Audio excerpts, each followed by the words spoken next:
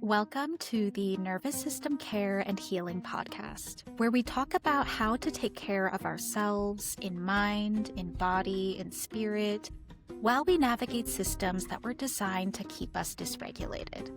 I'm your host, Liz, a neurodivergent therapist of color, and I'm really glad that you're here.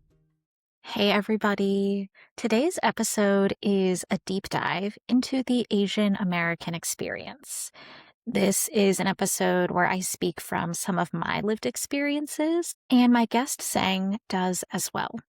We cover a bunch of different topics, from the impacts of systemic oppression on the nervous system to the struggles of feeling caught in between cultures, of feeling both not Asian enough and not American enough. And we unpack, what does it mean to access belonging in a society that expects you to assimilate?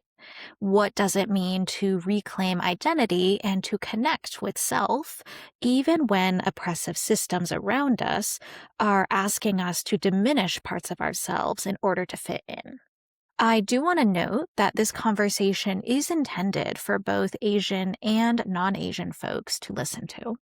For Asian Americans, this episode is here to affirm you and support you in making sense of your experiences. For non-Asian folks, this episode is here to educate and inform you and invite you into conversation and solidarity across communities.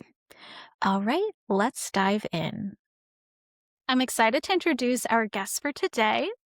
Sang Lintakoon is the firstborn daughter of ethnically Chinese immigrants from Southeast Asia.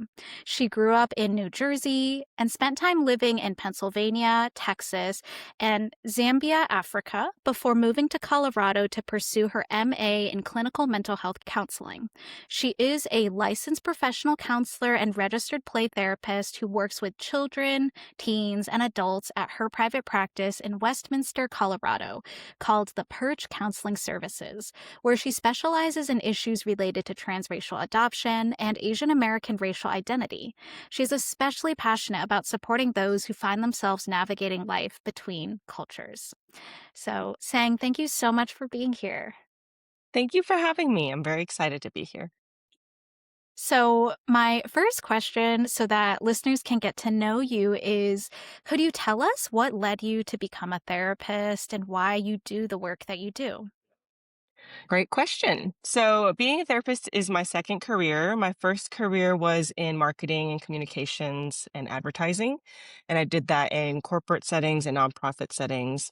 And the last place that I was at was a nonprofit based in Zambia, Africa, which is why I spent time living there for a bit. And they were providing orphan care to children who'd been orphaned. They created family homes that were run by women who were widows.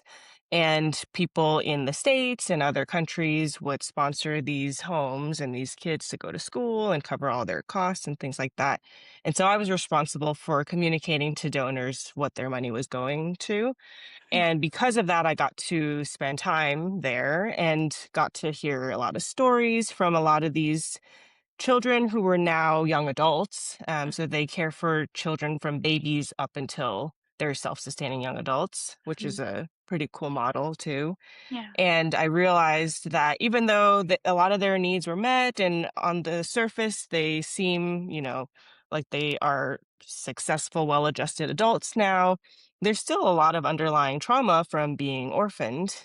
When I came back I spent 6 months there at one point, and when I came back to the States after that assignment, I really started thinking like, I think I want to study more about how to support people who've been through trauma. And so I ended up going to grad school to study counseling, not even really with the expectation to be a therapist. I was like, let me just gain some information. And then once I finished my first semester, I was like, oh, I think I actually really enjoy this. And as I progressed through grad school, quickly realized that, while I started grad school with these people in mind, I think that Zambians should be counseling Zambians. And so I was like, okay, let me pivot to my own culture, to the US Yeah. and similar population. So, okay, maybe I'll help support adoptees who have, also experienced trauma from not being with their birth families. And then for my own personal journey, which we'll get into today, I'm really passionate about issues of racial identity. And Mhm. so the blend of racial identity plus adoption led me to focus on transracial adoption. And so right Wow. now at my work, I work with a lot of transracial adoptees and Asian American adults processing Yeah. through issues of race. Yeah. Well, thank you for sharing all that. And I mean, what a meaningful experience to have and to learn from. And it stands out to me what you said about like that people who have lived experience in that culture would be, best suited to support people of their same culture, which is Right. kind of what led you to pivot to working more with Asian Americans. I'm curious if you could share more about your experiences as an Asian American, and maybe we can talk about like some of our shared experiences, some of the different ones, and like what it's been like for you to navigate this identity. Yeah. So, as you mentioned in my bio, I'm ethnically Chinese, but both my parents are from Southeast Asia. So, my dad is from Laos and my mom is from Malaysia. Mhm. And my maternal grandparents are from Southern China. And my paternal grandparents are also ethnically Chinese, but also from Southeast Asia. So, from Thailand and Vietnam.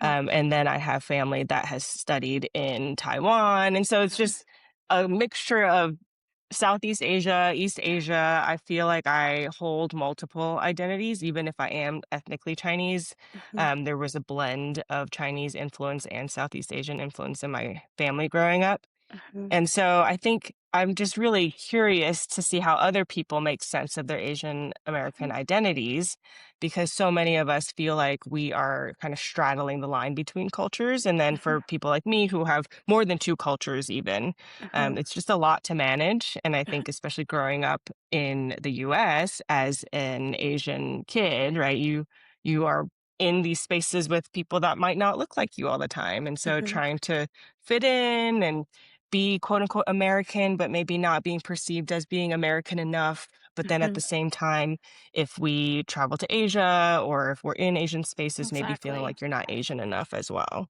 Yeah. Yeah. And I can really relate to that from my own experience that for myself I'm Chinese American and both of my parents are from China. They immigrated to the States to pursue Mhm. higher education and then I was born and raised in the Midwest in Michigan. And so I grew up bicultural in the sense of growing up in a Chinese household but then attending American schools, majority white Americans. And so it is this dichotomy of sometimes feeling not American enough, like not belonging Mhm. in the dominant culture of the US. But then also when I would go back and visit my relatives in China, not speaking Mandarin fluently, I spoke it a bit, but it was pretty obvious I hadn't grown up there. And also because of my mannerisms and the way that I dressed or moved, there are certain things Mhm. that are just tells, even if your Exactly. face looks like them. So that is a tricky thing of not fully perhaps belonging or fitting in fully in either culture Yes. and then being in between.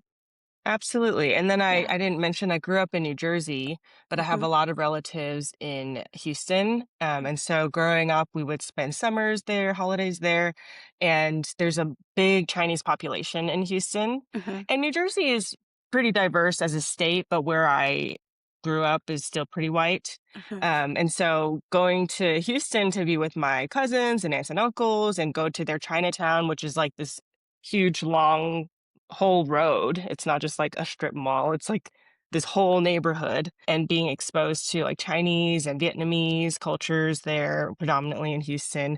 I think that really helped shape my racial identity too, of kind of learning to switch between the two. I don't know if it's necessarily code switching because it is still both of them still feel like my culture, right? So I Mhm. don't feel like I have to act a certain way the way I would in I don't know, if I was in predominantly white businessy type spaces maybe, Mhm.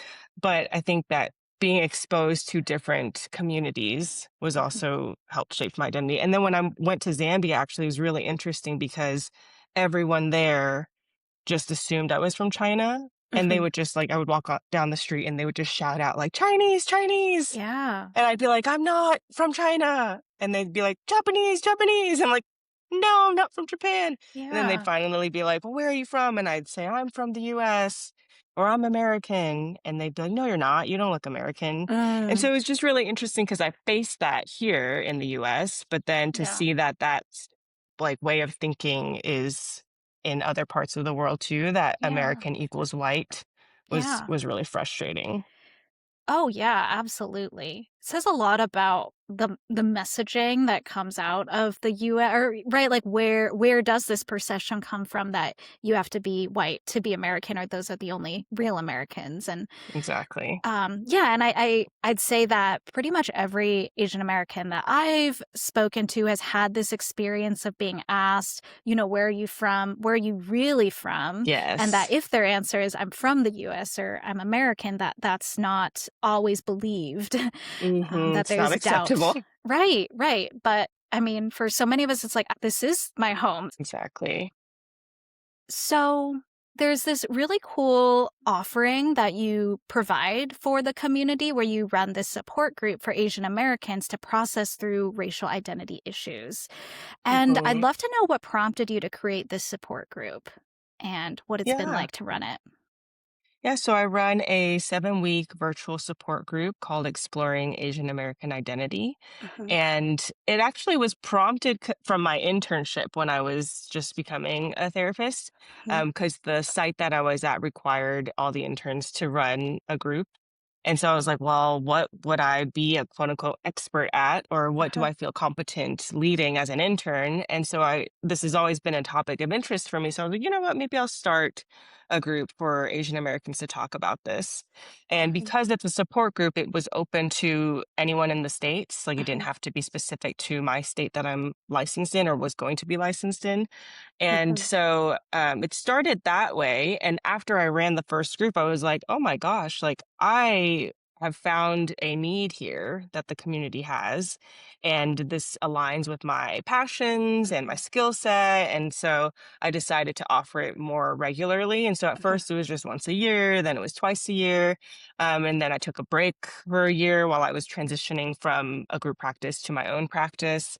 And mhm, so I'm actually right now in the middle of the fifth cohort. And it's been a really like sacred space, is what I've been mhm. calling it, to be Yeah. able to provide this space for people from all over the country Mhm, who find that they might not have spaces to talk about their Asian American identity to find other like minded individuals. mhm.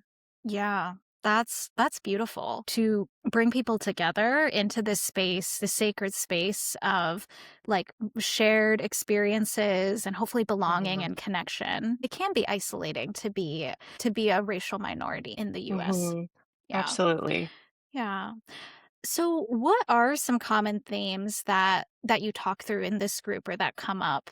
Yeah, so it's 7 weeks, and I break it out into different topics each Mhm, week. And so some of the topics were ones you've already listed, like belonging, mhm, identity, the questions, where are you from? Right. And so I think that there's a lot of healing that can happen when you find out you're not the only one experiencing this. And so you mentioned earlier, like pretty much every Asian American has gotten that question, where are you from? mhm, Where are you really from? With the understanding that that's not really the question being asked. The mhm. question is, what is your ethnicity? And people maybe just Yeah. don't know how to ask that, Yeah. and are not content when you tell them, I'm actually from New Jersey or Michigan, you Right. know? And so some of the themes are just feeling like misunderstood, Mhm, feeling like we need to assimilate to fit mhm. in, to Yeah. belong. And then what does it mean to hold multiple identities when you exist in this one culture that Yeah. expects you to have certain cultural values or behave a certain way, when Mhm, potentially the household you grew up in or your ancestry might hold different cultures. So something that I'll also say too is this group has been really, I think, especially supportive for those who maybe have felt like they haven't belonged even in Asian spaces before. mhm, Maybe people that grew up in predominantly white spaces where they were the only Asian kid in their class, or people who are children of immigrants navigating life between cultures in their house, like you mentioned for yourself, mhm, and for myself, and then in school or at work, mhm. or transracial adoptees who grew up in white families and maybe on the inside don't necessarily feel like they identify with their Asianness as much. Yeah. or multicultural individuals who are mixed and half Asian, part Asian, feeling like, okay, maybe even Asians don't view me as Asian enough, but Mhm. then white people don't view me as white. So what Right. am I? Yeah, there's a lot of nuance and like overlapping Hmm. identities and also different facets of the Asian and Asian American experience where it doesn't just look one way, that it also is shaped by context of what environment, maybe even what area of the country one grew up in or how much Exactly. exposure they had to Asian community. I want to explore more the assimilation piece because I think that's Hmm. huge, right? Like assimilating with the dominant culture as a means of Hmm. survival and safety. And yeah, I wonder if we could talk about like what that can look like and also what impact that can have on people to be assimilating in this way. Yeah. So I'm sure you've heard of the model minority myth. And so for others Absolutely. who might not have heard of it, right, this is a stereotype that specifically, I would say East Asians, South Asians, maybe all Asians actually, but there is a difference between East Asians and Southeast Asians in terms of Yeah. like income in this country, and so I want to Yeah. be mindful of that. But speaking broadly, Asians being viewed as the quote unquote model minority, Mhm. aka the quote unquote good minority in comparison Mhm. to Black and Brown folks. And this is something that started in the 60s to Mhm. compare Japanese Americans with Black Americans. Mhm. And also, just in the 60s, there was something called the brain drain. The US was accepting immigrants from other countries, immigrants who were educated Yeah. and had a lot of expertise in their professions because they wanted to build up our economy, build up our, culture here. So doctors, engineers, people like that were able to immigrate easier. And so to compare people with higher education who are very successful and have access to privilege and all these things to Black Americans who historically have experienced slavery and generational trauma, right? Like that's just not a fair comparison. I think that that stereotype, a lot of Asian immigrants who also hold anti-Black views Mhm. oftentimes, we're like, well, yeah, let's distance ourselves from the Black and Brown folks. Like we are the good minorities. We work hard and we don't get in trouble, all these things. And it's been labeled as a myth now because we realized like we're just being used as pawns for white supremacy to be fighting Yeah. against other people of color when Yeah. really we should be uplifting all of us, and Yeah. racism is racism. We don't need to compare. So I think that a lot of Asian Americans, maybe in an effort to protect themselves, will maybe align with some of those stereotypes of, yeah, I will be the Yeah. quote unquote good minority and I Yeah. will be close to whiteness because I don't want to be oppressed or be prejudiced against in Yeah. the way that I see Black and Brown folks treated in this Yeah. country.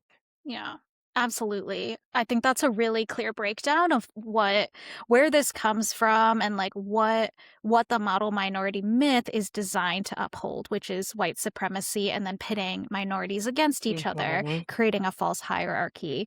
And Right. I absolutely agree that we've seen like anti-Black racism within our Asian communities, and that Mhm. absolutely needs to be reconciled with Absolutely. as well.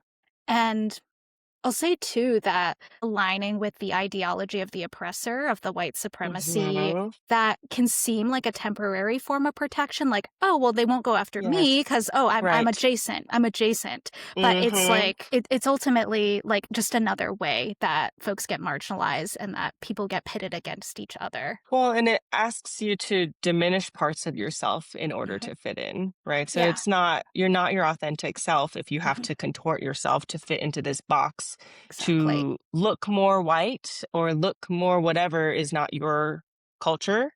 It's a conditional acceptance, and it does Exactly. require that self abandonment and that conformity. Exactly. Yeah, I, that actually reminds me, there's a quote that I share in the group mhm, that was written by a PhD psychologist, I think she is, mhm, Akiko Motomura. I met her maybe last year, and she wrote an article called Speaking While Asian, Being in mhm, America with an Accent. mm, And something she wrote, she said, the success of mimicry relies on a degree of self erasure. Mm, passing is successful in so much as a person effaces the self effectively and exhaustively. mhm, So that just made my stomach sink to read, like, yeah, you can pass mhm, as American or white adjacent mhm. if you erase these important aspects of yourself. And I Yeah. think part of the healing work for Asian Americans is to reclaim some of those things that we might have erased for the sake of survival, like you mentioned. And healing from that internalized oppression, and Hmm. internalized dehumanization. Yeah. Right. I'm also thinking about, like, how the model minority myth it would also erase multiracial experiences, Hmm. right? Like, society loves Hmm. boxes, but what about if you're many things? Yeah, Yeah. absolutely. I think Yeah. that we like to label people Mhm. as a society, right? We want to Mhm. make sense of them, which is why a Yeah. lot of mixed race people get asked the question, "What are you?" And I Mhm. think hearing from mixed race community, like they Yeah. say, like, "I'm human." Like, what are you Yeah. actually asking? Yeah. And so I think that the white adjacency piece is interesting because there are mixed folks who maybe pass as white, Mhm. look more white, don't have as many Asian features, and they do have a certain level of privilege that those who maybe look more Asian or whatever non-white race they are mixed with don't get in this society. And so something that's been really interesting is there have been people that have joined who maybe they themselves are Asian, but they have a mixed child. Mhm. And people have said that when they're out in public with their children, people assume that they are the nanny Mm. instead of the parent, which is Wow. another dehumanizing experience Mhm. and another form of erasure or Mhm. invisibility, even of, oh, well, Yeah. you don't look like that child. So I can't even comprehend that that child could be mixed. So therefore, Yeah. because a lot of nannies out there are not white, I just Mhm. put that together as you must be the Yeah. nanny. Yeah. Yeah. And that can sting.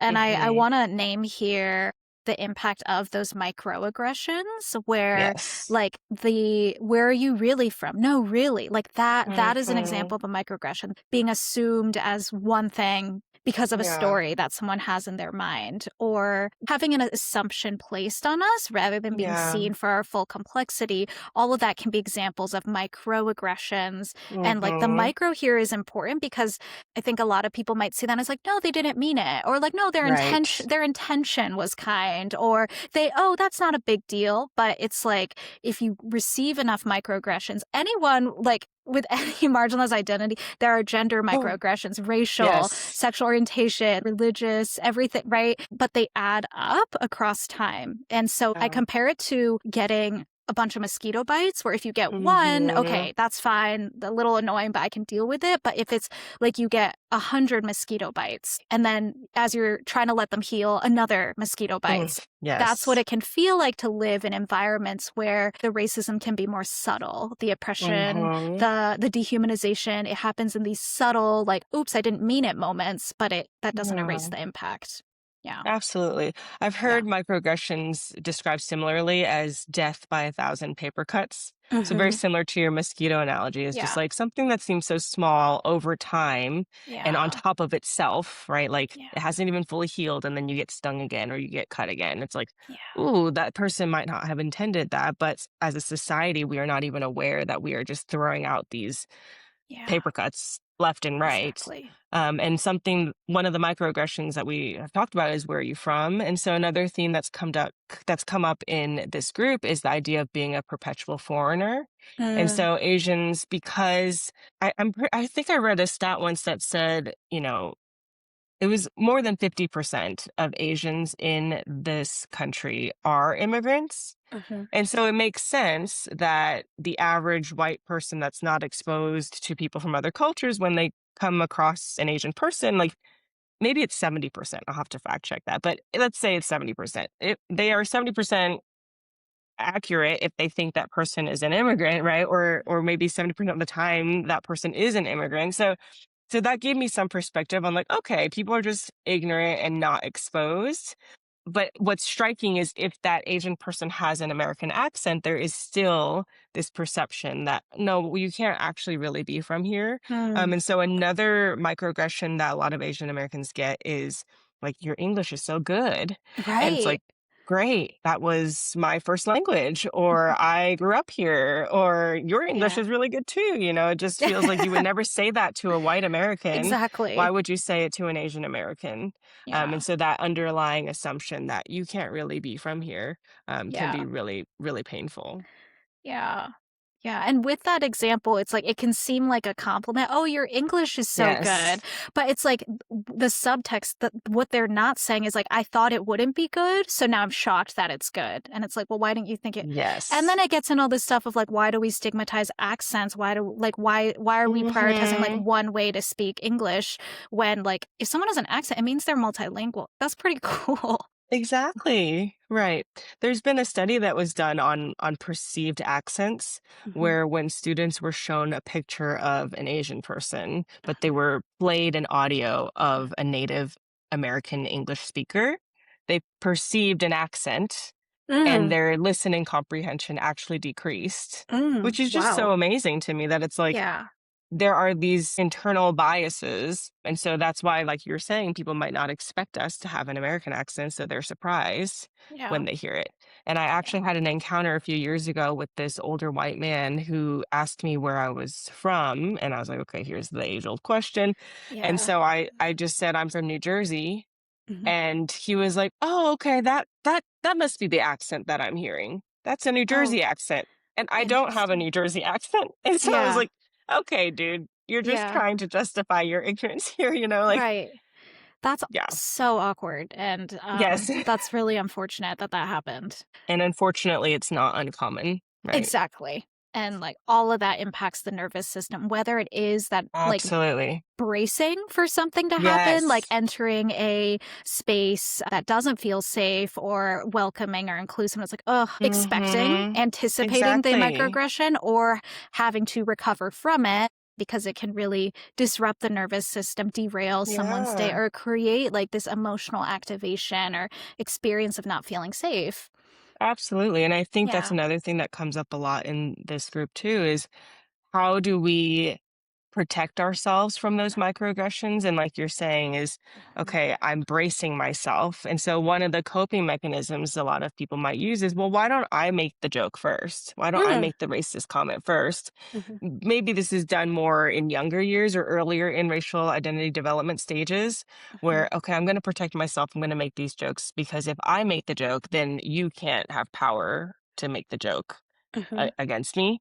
Yeah. And this isn't necessarily a joke, but I used to introduce myself for like over a decade. I Mhm. used to say, "Hi, I'm Sang," like you sang a song. Mhm. And I still occasionally will use it if someone really struggles to understand how to say my name. Mhm. But I realized over the years, like, I was just trying to cater to everybody else to make my name less foreign Mm. by making it more relatable and, like, kinda Yeah. humorous with this little jingle, like, "Oh, it's sang, like, you sang a song. It's a word you know. You can say this," it's like Mhm. a you can remember it now.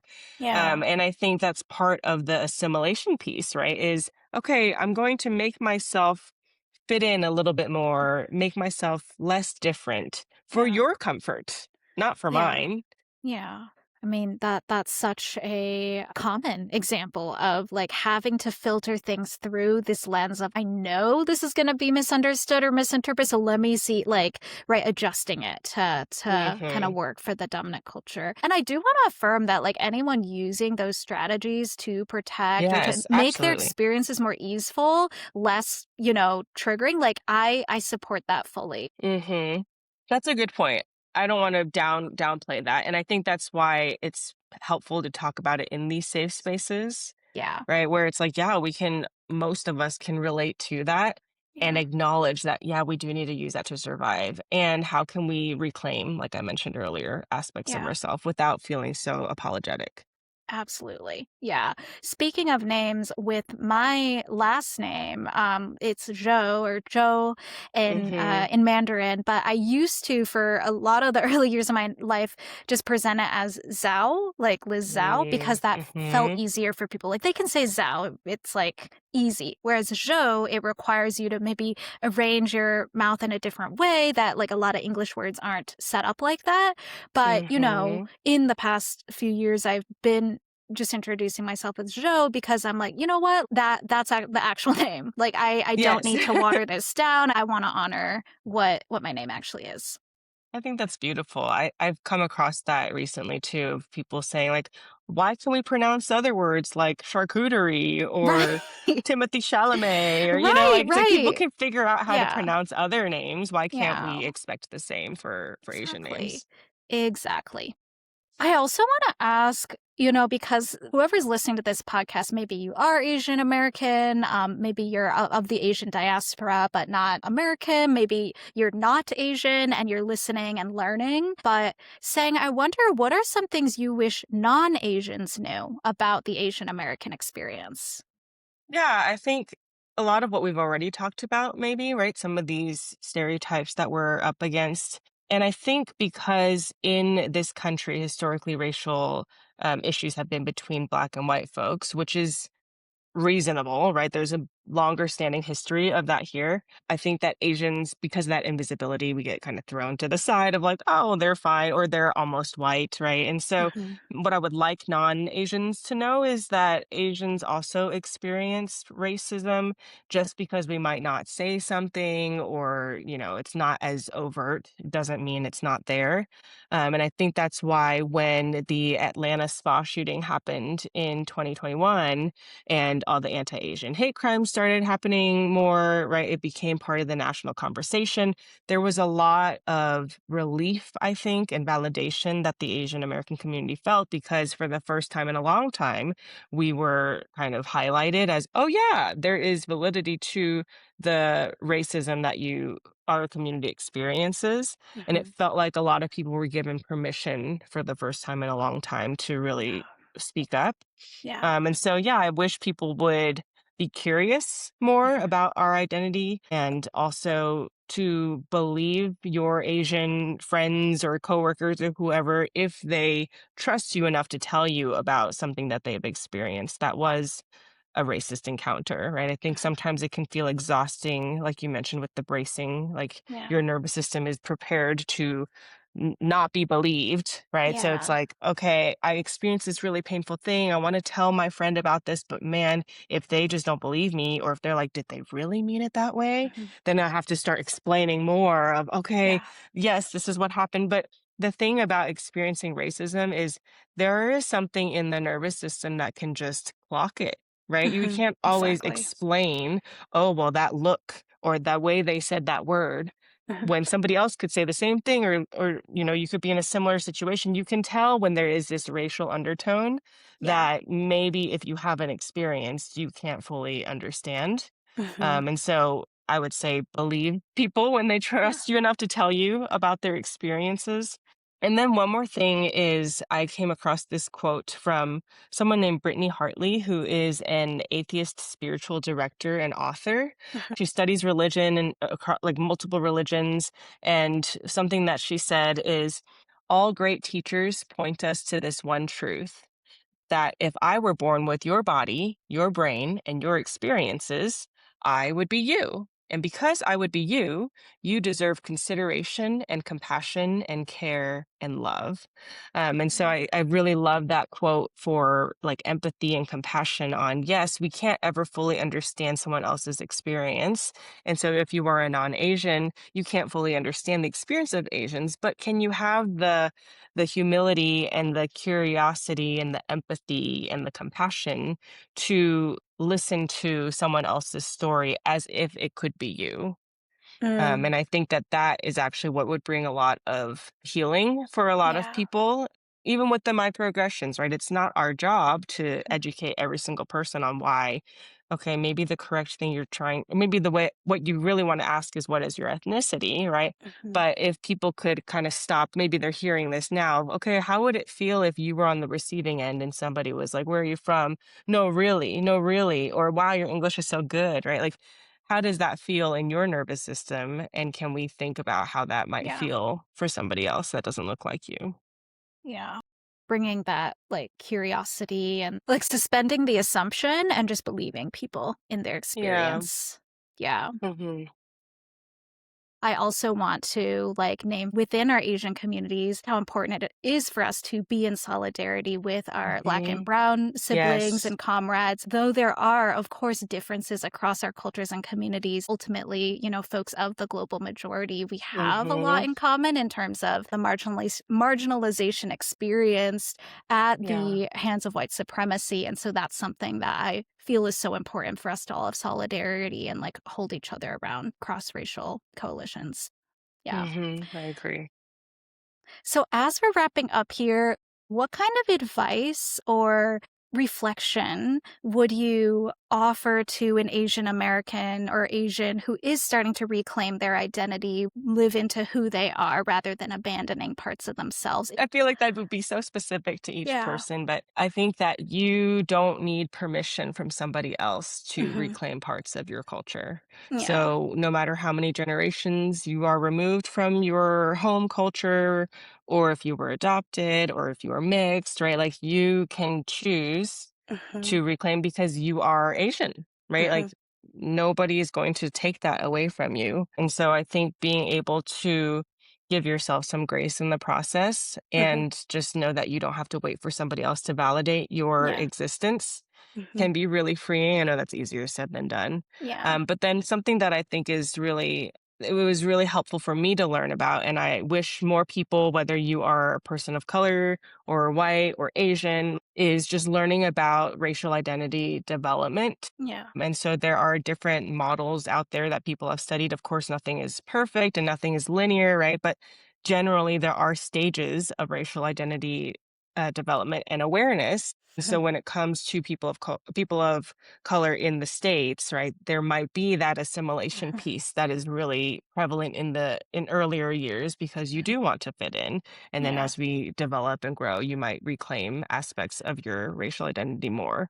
So I think Yeah. learning that kind of validated my own lived experiences and gives me Yeah. more understanding for other people in their own process as well. Yeah. That's beautiful. Are there any top resources you would recommend for anyone when it comes to healing from racial trauma or exploring racial identity? Yeah, I actually brought all my books with me here to Great. show you and show everyone. So the first one I would really recommend is called My Grandmother's Hands by Mhm, Resma Menakem. He mhm, is a Black somatic therapist, and he mhm, talks about how to heal from racial trauma. It's not efficient to only just talk about it. We also need to feel it in our bodies. And so as we mhm, talk about nervous system regulation and healing, he has a lot of somatic body-based practices mhm, spread throughout the book that can be really helpful. And then another one, so specifically, I didn't mention that I have a background in Christian spaces. mhm, And so there is a book written by a Black female pastor named Oshida Moore called Dear White Peacemakers. mhm, And she writes this specifically to white folks. And I appreciated her gentleness mhm. and how she talks about it. And I think if somebody has a Christian worldview or perspective, this might resonate with them, or maybe they have relatives or friends that maybe would be able to digest this more readily than something that's Yeah, not as, I mean, it's gentle, but it's just from a different lens. yeah, So yeah, those are two that I really recommend for just like racial identity processing yeah. and unlearning Beautiful. racism, learning how to be anti-racist. Thank you for sharing those, and I will include them in the show notes. And Sang shared quite an extensive list of resources, actually. So I'm going to make sure to include those in the show notes for anyone who wants to deep dive more into this. Starting with a conversation, listening to a podcast, anything can be a starting point. And then from there, I think it's so helpful to find like our own way to engage with this, whether that is books or joining a book club or talking about it with a therapist who, shares or understands your cultural experience. Absolutely. And then, final couple questions. What is one way that you like to take care of your nervous system? So I live in Colorado, so I feel like a classic answer is to be outside, which Hmm. is true, but I was trying to think of something more creative. And in addition to being outside and in nature, a mantra that I have that was shared to me from my internship supervisor in an effort to protect your nervous system is to have healthy boundaries and not Mm, do things just because you can.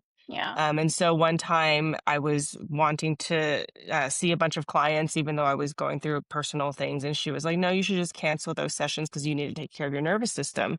Yeah. And she was like, I have no doubt that you'd be able to get through the sessions and do a good job. Like, I don't think it'll cause harm or anything. But she said, if you do that, it will be violence to your nervous system. Mm. And so Yeah. I've always just held that of, okay, will this be violent to my nervous system? Because I don't want to do that to myself. Oh, yeah. Sure, I might be able to push through and get it done, but it wouldn't be kind. And so that's Yeah. something that I just always have in the back of my mind of, okay, yes, I could do this thing, but would it be kind to my nervous system or not? Yeah. Mm. I appreciate that so much. It actually reminds me as a final thought. This is such a different situation, but stepping into a space that's prone to microaggressions or like Hmm. exposing ourselves to unsafe people or spaces. It's like, yeah, maybe we could and like we could brace through it, but if we have a choice not to, can we offer ourselves that permission to opt out? Absolutely. And then how can people stay in touch with you, connect with you, or work with you if they are interested in doing so? Yeah, thanks for asking. So if you are Asian American and would like to be a part of these support groups, I run them twice a year, once in the spring, once in the fall. You can go to my website. It's theperchcounseling.com and you can click through the support group link. But then if you want to work with me, you can also go through that website. My email is also listed there. My office is in Westminster, Colorado, and Great. I see people virtually or in person. Amazing. Thank you so much, Sang. This was such a valuable conversation and so connecting for me as well to like drop in with you around some of our shared experiences. And I'm sure this will be so helpful and enlightening for a lot of folks and hopefully affirming and validating and educational. Thank you, Yeah. Liz. Thanks for creating this space and having me. Thank you so much for listening to the Nervous System Care and Healing podcast. If you enjoyed this episode, be sure to follow or subscribe on whatever platform you use to listen to podcasts. And if you ever have a few minutes to leave a rating and review, it would mean so much to me and it helps other people to find the podcast and spread the care. Please remember that this podcast is not a replacement for therapy, coaching, or professional mental health services. The information shared here is generalized, it may not reflect every individual nuance, and it should not be interpreted as personalized mental health advice. So please do seek out additional support if you need it. Take care and be well. This is Liz at Nervous System Care and Healing.